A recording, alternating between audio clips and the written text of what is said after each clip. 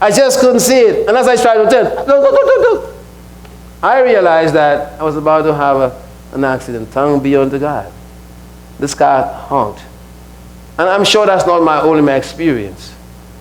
Because we have blind spots. And there are things in our lives we do not see.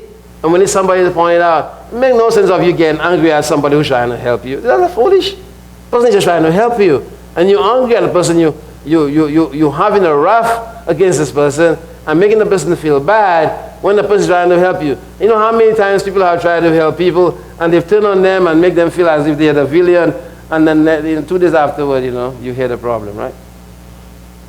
The person was trying to help this person, but look at now, this person has found himself in serious problem of sin and compromise, only if that person had just listened. We make people feel bad because we want to be righteous. We want to make people feel as if they're the ones who have sinful thoughts when actually we engage in sin ourselves. So it's important that we pay attention to that. And if you are in a church that does not really care about you and does not follow after you, then you need to get out. I'm telling you that. If this is what we're doing here, we need to get out. If nobody here approaches us when they think something is wrong or cares about us, then we need to get out. Because it's not for our good. Because the writer says we must bear each other. In so few was bear each other's burden, as the writer of Galatians says, as long as it's called today. Now, here's the problem now. I'm going to end there. Here's the problem. It's a very difficult thing in America. That culture does not allow people to be involved in their lives. This is a culture of rugged individualism. It's my life. It's my business. Butt out! If you tell people, hey brother, I just want to have fellowship with you. Are you free? May I come to your house? What do you want? So this culture kills and militates against fellowship and just transparency. Because everybody wants to hide. If you always want to stay in the dark, why? Why you want to be in the dark? Why you don't want to be exposed?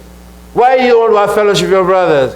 Why you don't want them to come to your home? Why you don't want to spend time with them? You are living in the dark. And so therefore, you don't want to be seen as living in the dark.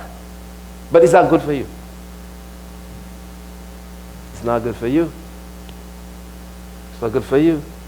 You need somebody to come into your life and to speak truth into your heart and to help you regain your sensibility of who you are if you're a child of God.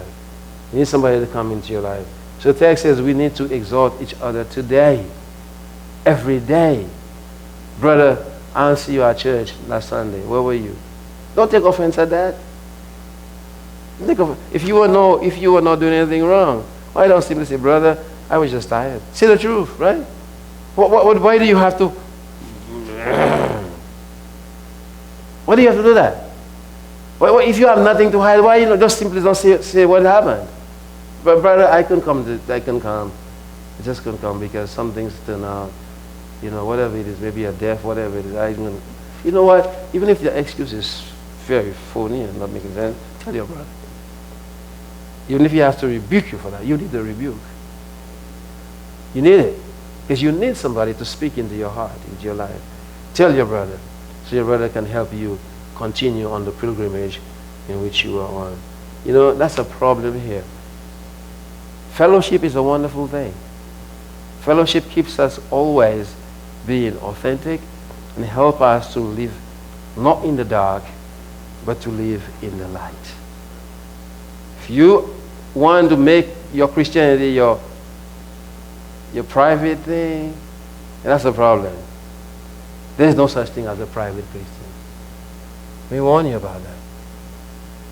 There's no such thing as a private Christian. If you want to make it a private thing, that's not Christianity. Christianity is a group of men and women who are brought together in Christ to have fellowship and to mutually encourage each other. It's not a private thing. If you're a private person, I get it.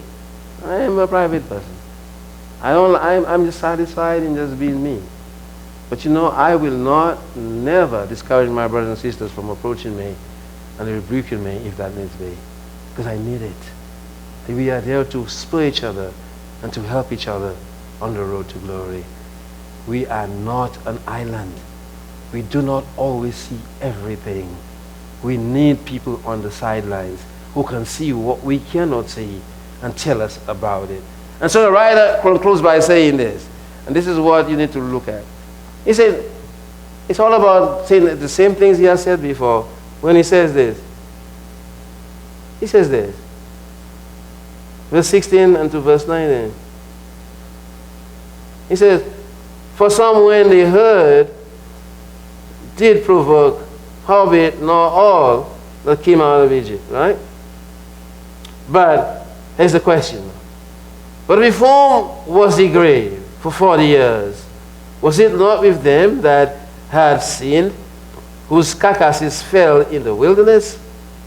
And to whom he swore that they would not enter into his rest, but to them that believed not. So, therefore, we see that they could not enter in because of unbelief. What is he doing? He's saying, now you might say, you know, that's not going to happen to me. You know, it's not possible. And so he's making us realize the people that did not make it were the same people that provoked him in the wilderness. You know, he's like, no, not me. Well, take heed. Take it unto yourself. That's what the writer is saying. Don't be so self-assured. Don't be so self-confident. Take it, examine yourself. Paul says, daily to see whether you're in the faith. The point here is a climax that to speak to our hearts. You know, that if we do not maintain the confidence of our faith, it's not talking. Because the writer seems to be using a conditional statement there when he talked about only those who maintain the confidence of their faith, they're the ones who are going to make it. So it's not good enough to say, I believe in Christ. Not good enough. Not good enough to give your body to be burnt. Not good enough to make the most, or the biggest sacrifice ever. And then to do all that, and that you have unbelief in your heart, you shall never enter into God's rest. So let's look at ourselves. So the writer of the book of Hebrews is saying, yes, it is not a warning that has no teeth. It's a serious warning. And some people will argue and say, well, he's just saying that to spur us to walk the Christian walk. He's doing that for the believers. But it's more than that. It's a serious warning. It's a genuine warning. Because there is the possibility.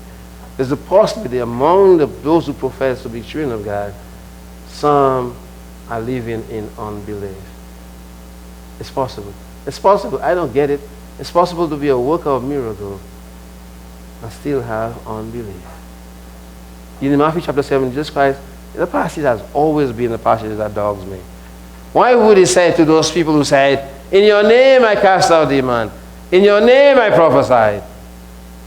The same thing the writer to the Old Testament says. The problem was unbelief. They said that, and you say, how can they do that without belief? Well, find out how they're doing it isn't the question. Jesus Christ, I did not know you. Depart from me. What? You are a worker of iniquity. And all the time, the unbelief, the deceitfulness of our heart, all the time they're deceiving themselves to think that they are righteous, right?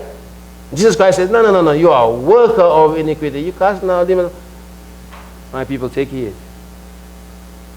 Take heed, lest there be an unbelieving heart among you.